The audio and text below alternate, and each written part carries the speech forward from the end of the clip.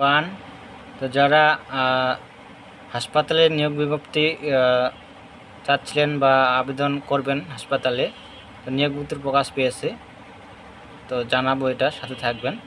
তো এখানে দেখতে পাচ্ছেন গণপ্রজাতন্ত্রী বাংলাদেশ সরকার জাতীয় হৃদরোগ ইনস্টিটিউট ও হাসপাতাল নিয়োগ বিজ্ঞপ্তি প্রকাশ পেয়েছে, সম্পূর্ণ সরকারি চাকরি। তো এখানে দেখতে পাচ্ছেন স্বাস্থ্য ও পরিবার কল্যাণ মন্ত্রণালয় স্বাস্থ্য সেবা বিভাগ প্রশাসন এক শাখা স্মারক, তো এপ্রিল 24 এপ্রিল 2024 খ্রিস্টাব্দ স্মারক। এখানে দেওয়া আছে আবেদন করতে হবে অনলাইনের মাধ্যমে। এই যে লিঙ্কটা দেখতে পাচ্ছেন nicvdtelito.com.bd ওয়েবসাইটে আহ্বান করা যাচ্ছে। অনলাইন ব্যতীত কোনো প্রকার আবেদন গ্রহণ করা হবে না। তো এখানে ক্রমিক নং, পদের নাম, পদ সংখ্যা, জাতীয় বেতন স্কেল এবং শিক্ষা যোগ্যতা কি জানাবো, সাথে থাকবেন। তো এখানে নিচ থেকে শুরু করা যাক। এখানে 12টা ক্যাটাগরি দেওয়া আছে, 12টা পদে আপনারা আবেদন করতে পারবেন এক থেকে।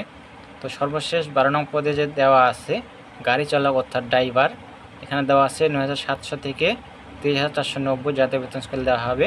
এখানে দেখতে পাচ্ছেন পদ সংখ্যা 10টি স্থায়ী। তো শিক্ষা যোগ্যতার মান থাকতে হবে কোনো স্বীকৃত বোর্ড হতে জুনিয়র স্কুল সার্টিফিকেট বা সমপরিকীর্ণ হতে হবে।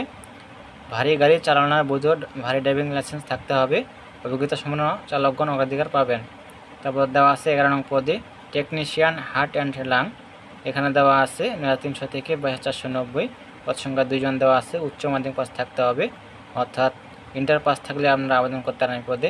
10 নং পদে বলা আছে ইনস্ট্রুমেন্ট কেয়ারটেকার, 3 জন দেওয়া আছে। উচ্চ মাধ্যমিক পাস থাকতে হবে। 9 নং পদে বলা আছে টেলিফোন অপারেটর, এই পদে 3 জন লোক নেওয়া হবে।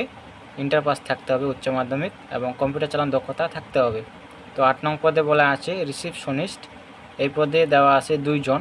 তো এখানে শিক্ষা যোগ্যতা থাকতে হবে, উচ্চ মাধ্যমিক, ইন্টার পাস থাকতে হবে এবং কম্পিউটার চালানোর দক্ষতা থাকতে হবে।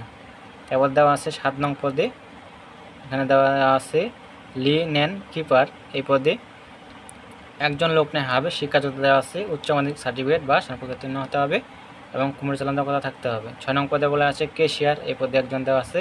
স্যাম দেওয়া আছে, ইন্টার পাস থাকতে হবে। 5 নং দেওয়া আছে ডাটা এন্ট্রি অপারেটর, এই পদে 2 জন দেওয়া আছে। ইন্টার পাস থাকতে হবে। অবশ্যই কম্পিউটারে মুদ্রাক্ষরে প্রতি মিনিটে বাংলা 20 শব্দ এবং ইংরেজি 20 শব্দ গতি থাকতে হবে। তো 4 নং পদে বলা আছে অফিস সহকারী কাম কম্পিউটার মুদ্রাক্ষরিক, এই পদে 8 জন দেওয়া আছে। জাতীয় বেতন স্কেল দেওয়া হবে 16 গ্রেডে ৯৩০০ থেকে ২২৪৯০। শিক্ষা যোগ্যতা মান থাকতে হবে কোনো স্বীকৃত বোর্ড হতে অন্যান্য দ্বিতীয় বিভাগ বা সমমানের জিপিতে উচ্চ মাধ্যমিক সার্টিফিকেট বা সমপরিকীর্ণ হতে হবে। কম্পিউটার দক্ষতা, computer word processing, email, fax machine ইত্যাদি চালানোর দক্ষতা থাকতে হবে।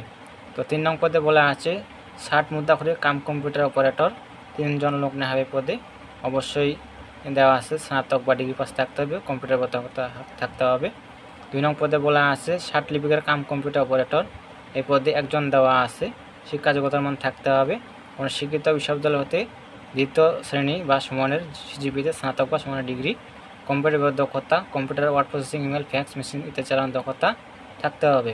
তো 1 নং পদে বলা আছে কম্পিউটার অপারেটর, এই পদে 1 জন দেওয়া আছে।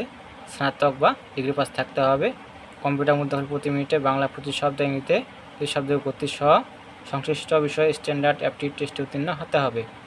তো এখানে আবেদনের শুরু তারিখ এবং শেষ তারিখ, এটা মূল বিষয়। তো এটা কোন পেপার পত্রিকায় প্রকাশ পেয়েছে দেখতে পাচ্ছেন, এই যে দৈনিক প্রথম আলো 1 আগস্ট 2025।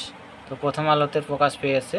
এই যে দেখতে পাচ্ছেন যে জাতীয় হৃদরোগ ইনস্টিটিউট হাসপাতালের ওয়েবসাইট দেখতে পাচ্ছেন www.nicvd.gov.bd বাংলাদেশ লিমিটেড। তো এখানে আপনাদের যে আবেদন শুরু তারিখ এবং শেষ তারিখ দেখতে পাচ্ছেন দেওয়া আছে।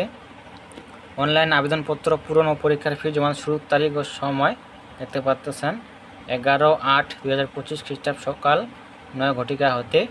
আবেদনের শেষ তারিখ দেওয়া আছে 7/9/2025 বিকাল 5টা, অর্থাৎ সামনের মাসের 7 তারিখ লাস্ট ডেট।